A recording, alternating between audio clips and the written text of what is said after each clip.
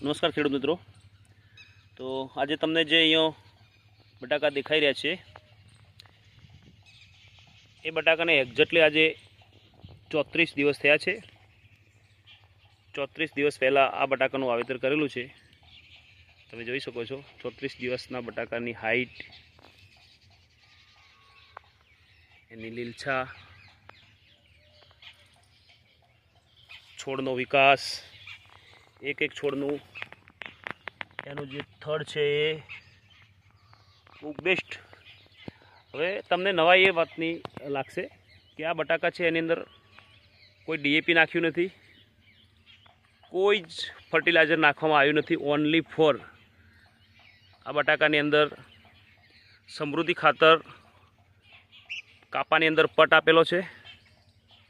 એના પછી 20 દિવસ પછી આ એક